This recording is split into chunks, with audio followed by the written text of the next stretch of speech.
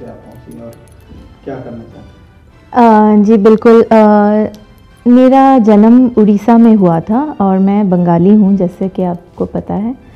और भाषाओं का मुझे बहुत ही शौक़ है पहले से ही, शुरू से ही।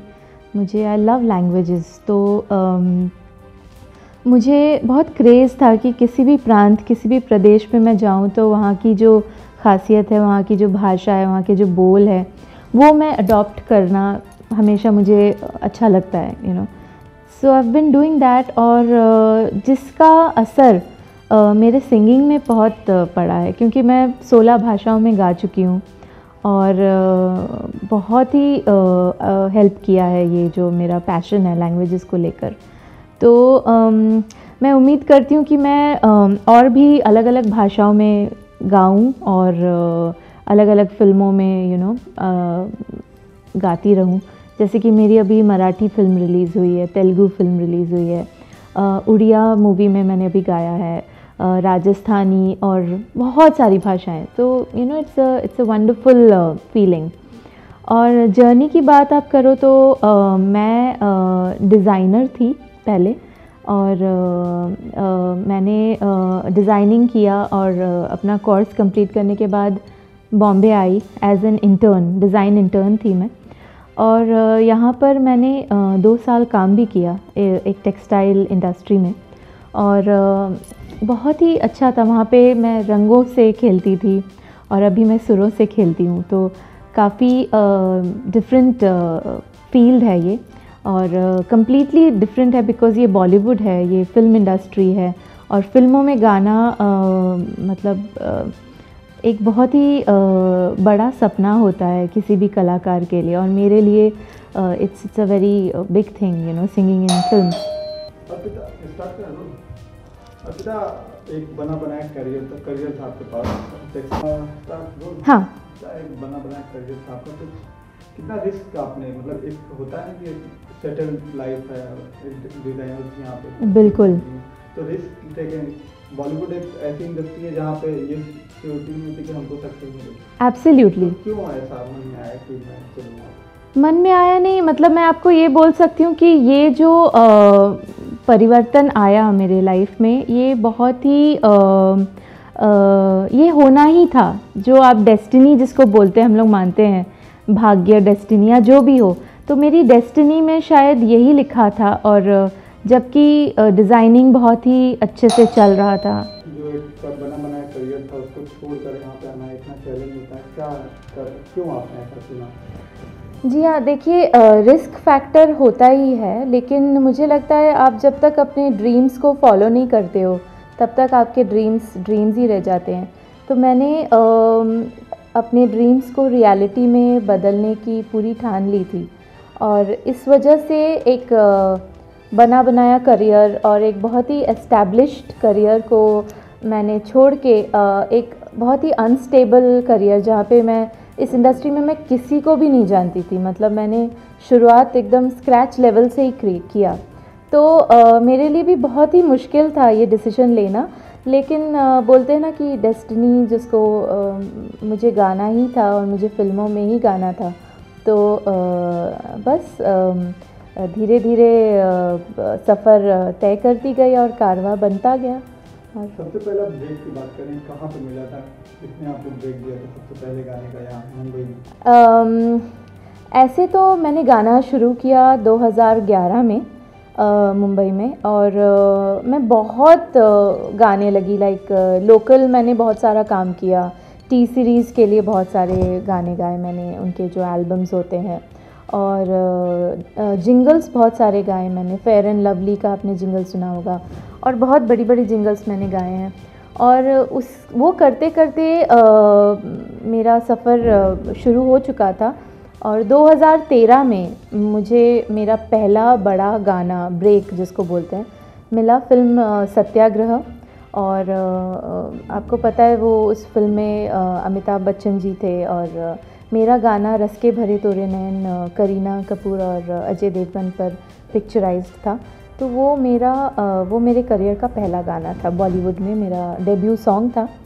तो उस तरह से शुरुआत हो गई मेरी फ़िल्मों में। और मेरी दूसरी फिल्म थी रागिनी MMS2, जो कि बहुत ही प्रसिद्ध फिल्म है, जो आपको पता है। इसके गाने बेबी डॉल और 4 बॉटल वोडका बहुत ही फेमस गाने हैं।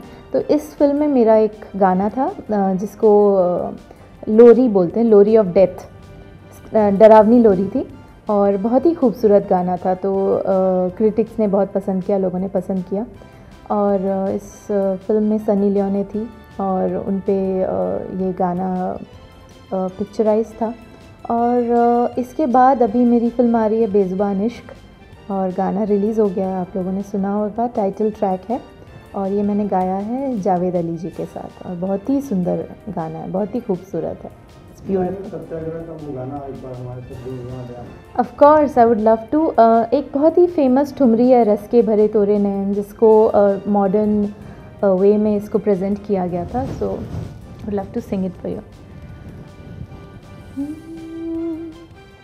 रस के भरे तोरे नैन सावरिया, रस के भरे तोरे नैन, रस के भरे तोरे नैन सावरिया, रस के भरे तोरे नैन।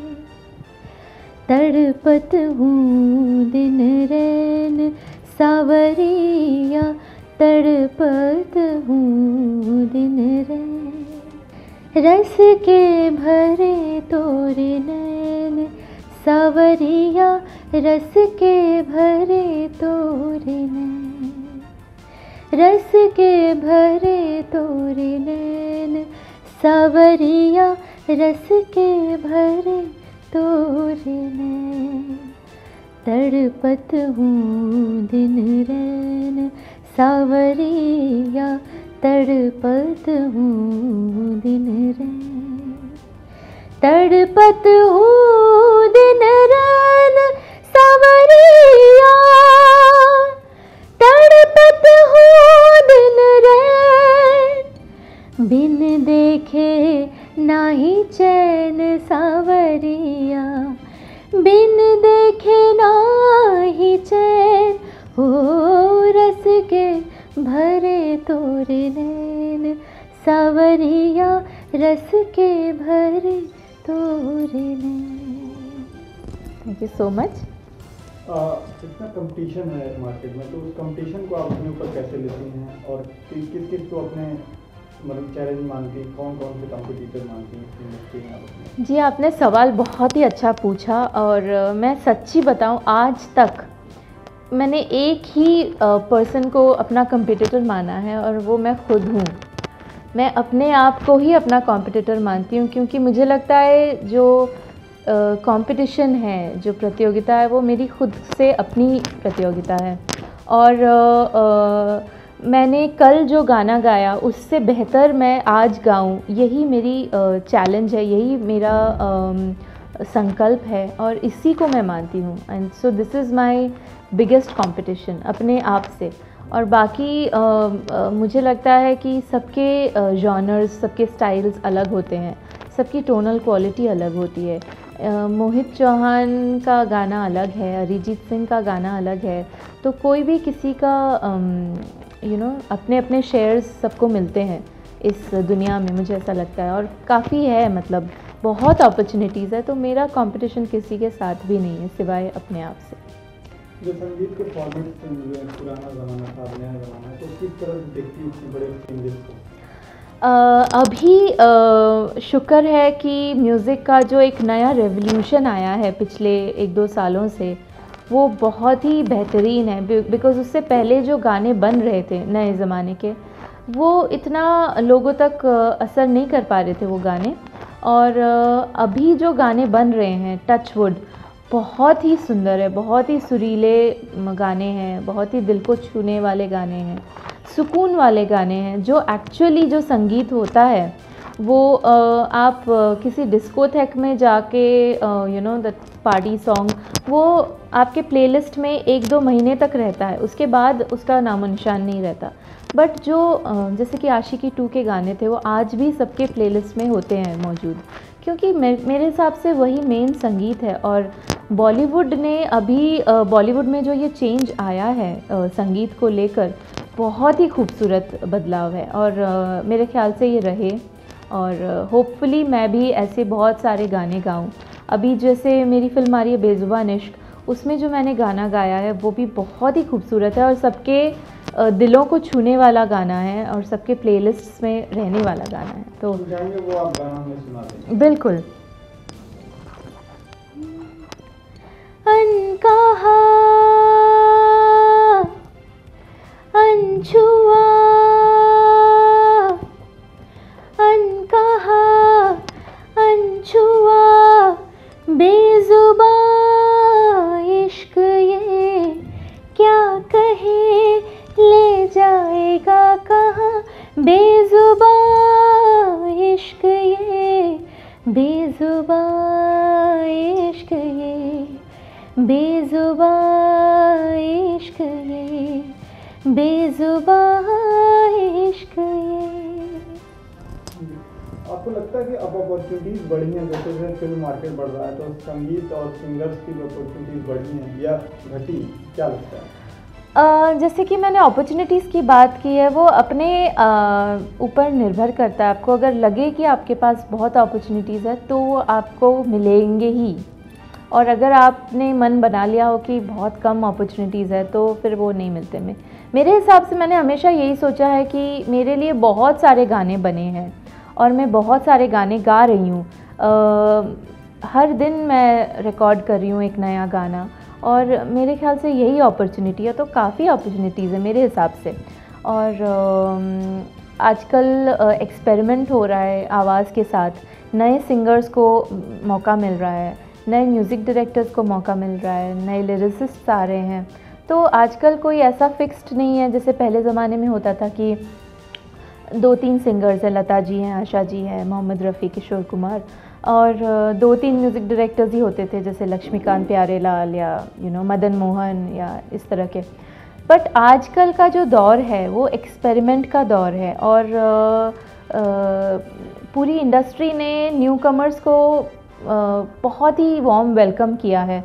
तो आजकल ये मायने नहीं रखता कि जो सिंगर गा रहा है वो नया हो या पुराना एस्टैब्लिश्ड हो, या आपका बहुत बड़ा नाम हो या फिर आपने बहुत सारे गाने गा लिए हैं, वो मायने नहीं रखता। आपका टैलेंट कितना है और आप में कितनी काबिलियत है, आप कितनी खूबसूरती से अपने गाने को लोगों तक पहुंचा पा रहे हो, वही इम्पॉर्टेंट है। तो मेरे हिसाब से ये बहुत बड़ी चेंज है जो बहुत ही सुंदर बदलाव आया है इंडस्ट्री में। किन लीजेंडरी सिंगर्स को आप फॉलो करती थी जब आप छोटी थी और उनसे क्या सीखा? मैंने अनुराधा पौडवाल को बहुत फॉलो किया है। वो मेरी सबसे पसंदीदा सिंगर थी बचपन में, और अनुराधा आंटी से मैंने बहुत कुछ सीखा है। उनकी जो टेक्निकलिटीज़ हैं और एक कंप्लीट प्लेबैक सिंगर जिसको बोलते हैं, वो मैंने उनसे सीखा है। जो प्लेबैक सिंगिंग के जो इंट्रिकेसीज़ हैं, जो बारीकियां हैं, मुझे उनकी आवाज़ बहुत ही पसंद है। एकदम मतलब एक हनी जैसी उनकी आवाज़ है, और मैंने उनको बहुत फॉलो किया है। ऑफ कोर्स आशा भोसले जी, लता मंगेशकर जी, इनको मैंने आइडल के हिसाब से सुना है बहुत। इनको कविता कृष्णमूर्ति जी, हमारे इंडस्ट्री के जितने भी प्लेबैक सिंगर्स हैं वो काबिले तारीफ़ है, और सब ने अपनी अपनी जगह बनाई है, सब ने अपना अपना इम्प्रेशन छोड़ा है हमारे दिलों में। और ऑफ कोर्स मैं भी उनसे बहुत प्रभावित हुई हूँ। बट या आप मुझे बोलोगे तो मैंने अनुराधा जी को बहुत फॉलो किया है। तो आप किस जोनर में रहना पसंद करेंगी? एक ही जोनर में चलेंगी या कई वर्सेटाइल बनने की कोशिश करेंगी? मैं एक्चुअली बहुत वर्सेटाइल सिंगिंग में बिलीव करती हूँ, क्योंकि आप एक तरह का नहीं गा सकते हो। आपको हर एक कैरेक्टर में, हर एक फिल्म में कैरेक्टर्स अलग होते हैं, और उस किरदार में आपको अपनी आवाज़ किस तरह से आप उसको ढालते हो और उस कैरेक्टर के साथ आप किस तरह से आइडेंटिफाई करते हो, वो बहुत ज़रूरी है। तो वर्सेटैलिटी बहुत ही इम्पॉर्टेंट है। तो अगर मैं जैसे कि मेरी तालीम क्लासिकल सिंगिंग से मैंने सीखा है। मेरी मॉम का स्कूल है म्यूज़िक का, और वो बहुत ही बड़ी क्लासिकल सिंगर हैं, और मैंने उनसे सीखा है क्लासिकल। और इंडियन क्लासिकल सीखते सीखते, वेस्टर्न सुनते सुनते, अभी मेरा अपना खुद का एक स्टाइल हो गया जो आप बोल सकते हो मिक्स, जिसको आप फिल्मी स्टाइल आप बोल सकते हो, बिकॉज़ इस स्टाइल को मैं और कोई नाम नहीं दे सकती, फिल्मी आप बोल सकते हो, बिकॉज़ फिल्म के गाने हैं। और जिस तरह से सिचुएशन आता है, रोमांटिक सॉन्ग हो या फिर जैसे रागिनी MMS2 में मेरा गाना डरावना सा था, एकदम लोरी थी और डरावनी लोरी थी, उसका बिल्कुल स्टाइल अलग था। सत्याग्रह में सेमी क्लासिकल सिंगिंग थी, अभी बेज़ुबान इश्क में रोमांटिक सॉन्ग है। तो मेरे हिसाब से हर तरह का गाना एक प्लेबैक सिंगर को गाना आना चाहिए, वही प्लेबैक सिंगर होता है, यू नो। कभी ऐसा मौका आया कि नहीं मुझे नहीं करना, बॉलीवुड की हिट करने का सोचा? नहीं, बिल्कुल नहीं। और मैं बहुत ही पॉजिटिव हूँ हर चीज़ को लेकर, लाइफ में मैं बहुत ही ज़्यादा पॉजिटिव रहती हूँ। और ये फिल्मों में गाना मेरे लिए अभी मेरी लाइफस्टाइल बन गई है, मेरी पहचान बन गई है। और मैं प्लेबैक सिंगर हूँ, I am a born playback singer आप बोल सकते हो। जब मैं 4-5 साल उम्र की थी तब से मैं गाती थी, और जब भी प्लेबैक सिंगिंग की बात आती थी तब मैं, जैसे फीमेल पार्ट्स होते थे तो मैं उसमें अपना पार्ट्स गाती थी। तो मैं बॉर्न प्लेबैक सिंगर हूँ आप बोल सकते हो। तो मेरे लिए क्विटिंग तो इम्पॉसिबल है, और क्विट करना आई डोंट थिंक कोई बहादुरी का काम है। आपकी लाइफ में जितनी भी डिफ़िकल्ट सिचुएशन क्यों ना आए, आपको अपनी मेहनत से और अपने लगन से उसको निभाते रहना चाहिए। हम जानेंगे कि आप मराठी में भी गाती हैं, मुझे कई लैंग्वेजेस में, तो एक गाना में मराठी में आप सुनाएं। बिल्कुल, हाँ। मराठी कोई गाना जो आपने गाया? मेरी फिल्म आई थी हुतुतू, और मराठी फिल्म थी, और उसमें मेरा गाना था लाड़ी गोड़ी, जो कि दर्शकों को बहुत पसंद आया। तो मैं चाहती हूँ कि मैं उस गाने को आप तक पहुँचाऊँ। मौसम हा तर प्रेमाचा, लव यू बोला, माफ करा हा बंद्याला, लव यू बोला, मुझे बार बार करो प्यार प्यार, आणि ये ना जवळ थोडी, नन्ना रे ना नको लाडी गोडी, हर घडी फसायला आहे का मी वेडी, हा रे हा किती लाडी गोडी, हर घडी फसायला तुझीच मी वेडी। इतनी वर्सटाइल हो रही हैं, अब आगे के प्रोजेक्ट्स कुछ बताएं, क्या कर रही हैं आगे? और बेजुबां इश्क के अलावा? बेजुबां इश्क के बाद मैंने बहुत सारे गाने गाए हैं, तकरीबन 20-25 गाने मैं रिकॉर्ड कर चुकी हूँ, सब फिल्मों के लिए, अलग अलग मूवीज़ हैं, और सभी लगभग सब बिग बैनर मूवीज़ हैं। बट जैसे कि आप जानते हो हमें ज़्यादा बोलना अलाउड नहीं होता जब तक गाने रिलीज़ ना हो, लेकिन काफ़ी बड़ी फिल्में आ रही हैं अभी, और अच्छे एक्टर्स हैं, अच्छे प्रोडक्शन हाउसेस हैं, और बहुत ही खूबसूरत गाने हैं। तो सब मेरे दिल के बहुत करीब है वो गाने। लेकिन इसके अलावा मैं आपको बता सकती हूँ जो मैं नॉन फिल्मी जो कर रही हूँ उसके बारे में मैं ज़रूर आपको बताना चाहूँगी। मेरा एक सिंगल एल्बम आ रहा है, मगन उसका नाम है, और अभी दुबई में उसकी शूटिंग हो रही है जुलाई में, और गाना बन चुका है, पार्टी सॉन्ग है, और बिल्कुल अलग है। जो मैं अब तक मैंने आपको जितने भी गाने सुनाए हैं उससे बिल्कुल ही अलग है। और मगन डेफिनेटली मेरा फर्स्ट इंटरनेशनल कोलैबोरेशन है। सिंगर है मुज्तबा मलिक, जो पाकिस्तानी सिंगर है और जो रहते हैं मिडिल ईस्ट में। तो उनके साथ ये मेरा पहला कोलैबोरेशन है इंटरनेशनल, तो बहुत ही खूबसूरत गाना है। एंड में आपकी फैमिली का क्या सपोर्ट रहा और उनके बारे में कुछ हमें? फैमिली तो मैं आपको यही बोल सकती हूँ कि बहुत ही सपोर्टिव रही है मेरी फैमिली, और सबसे बड़ी चीज़ है मुझे लगता है जो मेरी तालीम है वही सबसे बड़ा मेरे लिए ब्लेसिंग है, क्योंकि मेरी मॉम खुद एक सिंगर हैं और उन्होंने मुझे सिखाया है, और मेरी आवाज़ गॉड गिफ्टेड है, पेरेंट्स गिफ्टेड है। तो मैं इसी बात को लेके मैं बहुत ही ग्रेटफुल हूँ अपने फैमिली को, हमेशा थैंक यू बोलना चाहती हूँ, क्योंकि उनकी वजह से ही मैं गा पा रही हूँ। बाकी इस सफ़र में जो मेरी जर्नी थी, मैं क्रेडिट्स में देना चाहूँगी अपने आप को, अर्पिता को, क्योंकि कभी भी कोई भी सिचुएशन हो, चाहे कोई सपोर्ट करे ना करे, मैंने अपने आप को संभाला है, मैंने अपने आप को सपोर्ट किया है।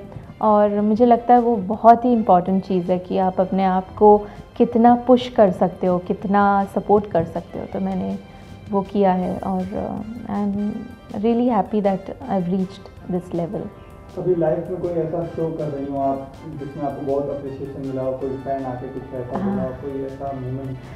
बिल्कुल, ऐसे बहुत सारे शोज़ मैं करती हूँ जहाँ पे लोगों के दिल तक मेरी आवाज़ पहुँचती है। और ऐसा एक दो बार हुआ है कि मुझे बैक स्टेज आके मिले लोग। बच्चे तो खैर बहुत ही मेरे जो फैंस होते हैं वो तो बहुत ही अट्रैक्ट हो जाते हैं। लेकिन मुझे याद है कि एक ओल्ड लेडी थी और उन्होंने जब मेरा गाना सुना और वो आई बैक स्टेज और वो रोने लगी और उन्होंने मुझे हग किया और उन्होंने मुझे बोला कि आज मेरे लाइफ का सबसे डिप्रेसिंग डे था और मैं आई और मैंने आपको सुना और मैं इतनी खुश हूँ और ये ट्रांसफॉर्मेशन मेरे लाइफ में आई आपकी वजह से। और इस तरह से गाते रहो और इस तरह से आप सबके दिल को छूते रहो, यही मेरी दुआ है। और मेरे लिए वो वर्ड्स बहुत मायने रखते हैं और मुझे मैं बहुत भावुक हो गई थी उस सिचुएशन को लेकर। नए दौर के सिंगर्स हैं आपके, तो उनमें किसको आप अपना कॉम्पिटिटर मानती हैं और किनको अच्छा मानती हैं जो वास्तव में आगे जा सकते हैं? देखिए, जैसे नए दौर के सिंगर्स बोलोगे तो हमारे जो एक जनरेशन पुराने जैसे सुनिधि और श्रेया, इनका एक जनरेशन था। अभी नए जो सिंगर्स आए हैं वो भी बहुत ही प्रॉमिसिंग सिंगर्स हैं। तो सब अपने जगह पे अच्छा कर रहे हैं और मैं किसी को अपना कॉम्पिटिटर नहीं मानती हूँ, जैसे कि मैंने आपको बताया, क्योंकि कंपटीशन अपने साथ ही होता है। और मैं सबको अच्छा मानती हूँ और मुझे लगता है सभी बहुत अच्छा काम कर रहे हैं। And I keep learning from everybody and हर दिन कुछ ना कुछ नया सीखना और कुछ ना कुछ अपनी गायकी में इम्प्रूवमेंट लाना मेरे लिए दैट इज़ इम्पॉर्टेंट। जिसने आपकी कोई लाइफ को चेंज कर दिया, एक कोई ऐसा गाना जो एकदम ट्रैक था कि वहाँ से आपकी लाइफ पूरी तरह से चेंज हो गई? ऐसे बहुत गाने हैं जो कि मुझे एकदम मेरे दिल को बहुत ही छूते हैं। बट ऐसा एक गाना है तू ही रे, बॉम्बे फिल्म से है, जो कि मैं जितनी बार भी सुनूं मुझे लगता है कि कम है। और AR रहमान साहब, आप जानते हो उनको, उनका म्यूज़िक एकदम मैजिकल होता है। तो ये गाना भी बिल्कुल मेरे लिए एकदम मैजिक से कम नहीं है। तू ही रे, बिल्कुल बिल्कुल। चाहत है अगर आके मुझसे मिल जा तो, या फिर ऐसा कर धरती से मिला दे मुझको। तू ही रे, तू ही रे, तेरे बिना मैं कैसे जीऊँ। आजा रे, आजा रे, यूं ही तड़पाना तू मुझको। Thank you so much. Audience भी आप लोगों से बहुत एक्सपेक्टेशन होती है, कुछ समय बाद फॉलो भी करने लगती है, तो आपके भी फेसबुक और सोशल मीडिया पे आप कितना एक्टिव हैं? मैं बहुत ज़्यादा एक्टिव हूँ और इनफैक्ट मेरे बहुत फ़ैन फॉलोइंग अभी बढ़ गई है सोशल मीडिया में। लोग बहुत ही पसंद करने लगे हैं मुझे और मेरी आवाज़ को, और ये मेरे लिए बहुत हाई वाली फीलिंग है। I get a high by that. और सो या it's a wonderful feeling. Lastly audience को कोई खास मैसेज देना चाहेंगे? और लास्टली जाते जाते एक गाना भी हमको सुना दें। बिल्कुल बिल्कुल। कहना चाहेंगे क्योंकि ऑडियंस भी चाहती है कि आप उनसे कुछ बात करें। बिल्कुल, मैं यही बोलना चाहती हूँ कि आप सुनते रहिए मेरा म्यूज़िक और फॉलो करते रहिए मुझे। और मैं चाहती हूँ कि मैं और भी नए नए गाने आप तक पहुँचा पाऊँ, और आप इसी तरह से मुझे अपना ढेर सारा प्यार देते रहिए, और या इस तरह से सुनते रहिए। Thank you so much. एक दो क्वेश्चन तो अब्बास मस्तान के साथ भी आप मैंने पिक्चर आपकी देखी, तो वो क्या उनकी पिक्चर में कुछ गाना गाने में? जैसे कि मैंने बोला आपको, मैं कुछ भी अभी आपको रिवील नहीं कर सकती हूँ क्योंकि बहुत ही बड़ी बड़ी फिल्में आ रही हैं। लेकिन अब्बास मस्तान जी ने बहुत ही तारीफ़ की, उन्होंने मेरा गाना सुना बेज़ुबान इश्क में और उनको मेरी आवाज़ बहुत पसंद आई, और उन्होंने मुझे स्पेशली बोला कि इट्स ब्यूटीफुल, और हमारे पूरे एल्बम को उन्होंने बहुत पसंद किया, और ये हमारे लिए बहुत बड़ी बात थी। बेज़ुबान इश्क में सोची रहना भी गाना गा रहे हैं। हाँ जी, हाँ जी, हाँ जी, मैं भी जाने वाली थी उस कॉन्सर्ट में। तो उनके बारे में क्या कहना चाहेंगे, वो किस तरह के वर्सटाइल सिंगर हैं और आप उनसे मुलाकात की? हाँ, तोची जी मेरे बहुत ही अच्छे मित्र हैं, और उनकी सिंगिंग मुझे बहुत ही पसंद आती है क्योंकि उनका जो सूफियाना स्टाइल है, उनकी जो उनका कलर बिल्कुल अलग है। और जैसे उनके गाने कबीरा और इकतारा, जो कि बहुत ही फेमस गाने हैं, एकदम दिल को छू जाते हैं। और he keeps doing experimenting with his style, और उन्होंने अभी हाल ही में नेपाल के लिए बहुत बड़ा सा गाना बनाया है, उनकी प्रोजेक्ट है।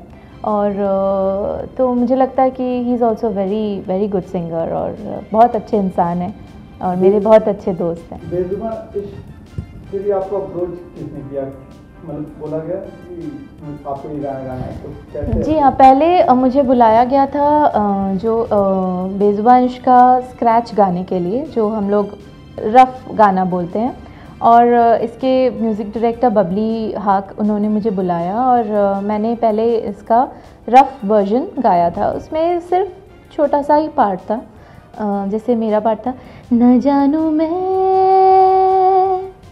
न जाने वो कोई करे भी तो क्या करे, कब हुआ क्यों हुआ, बेज़ुबान इश्क ये, बेज़ुबान इश्क ये, बेज़ुबान इश्क ये, बेज़ुबान इश्क ये। बस मैंने इतना ही पार्ट गाया था, जो रफ़ जो हमारी स्क्रैच थी, तो उसमें मैंने इतना ही पार्ट गाया था। उसके बाद तकरीबन मेरे ख्याल से 1 महीने बाद हमने पूरा गाना फाइनल रिकॉर्ड किया, और तब मुझे पता चला कि जावेद अली मेरे साथ ये गाना गा रहे हैं, और मेरे लिए बहुत बड़ी बात थी क्योंकि मेरे बहुत फेवरेट सिंगर हैं जावेद अली, और आपको पता है वो कितने वर्सेटाइल और कितने अच्छे सिंगर हैं, तो उनके साथ मैंने ये गाना गाया। तो जाते जाते हम चाहेंगे एक और गाना, कोई इस अलग स्टाइल में, कोई फास्ट ट्रैक कोई आप हमें सुना दीजिए। बिल्कुल बिल्कुल, मैं सुनाती हूँ आपको फास्ट। जैसे कि आपको पता है मेरी फ़िल्म रागिनी MMS 2 में मैंने गाना गाया है, उसका एक बहुत ही फेमस गाना जो कि मेरे ख्याल से सबको पसंद है, बच्चों से लेकर बुढ़ों तक, everybody loves the song, because एक बार वो गाना शुरू होता है सब नाचने लगते हैं। मेरे जितने भी कॉन्सर्ट्स होते हैं, जितने भी शोज़ होते हैं, ये इस गाने के बिना वो कंप्लीट नहीं होता है। तो मैं चाहूँगी मैं 2 लाइनें आप तक पहुँचाऊँ। सोने सोने पटोले लखा, सोने सोने पटोले लखा, ए तक दिया रहंदी आखा, ए तक दिया रहंदी आखा, मैं की दसा अपनी वे चन करदा है तारीफा, हो मेरे हुस्न दे कोने कोने कोने दी, हो कोने कोने दी, हो कोने कोने दी, हो बेबी डॉल मैं सोने दी, हो बेबी डॉल मैं सोने दी, हो बेबी डॉल मैं सोने दी, हो बेबी डॉल मैं सोने दी। ये दुनिया पित्तड़ दी, ये दुनिया पित्तड़ दी, ये दुनिया पित्तड़ दी, हो बेबी डॉल मैं सोने दी, हो बेबी डॉल मैं सोने दी, हो बेबी डॉल मैं सोने दी, हो बेबी डॉल मैं सोने दी। Thank you so much. Thank you.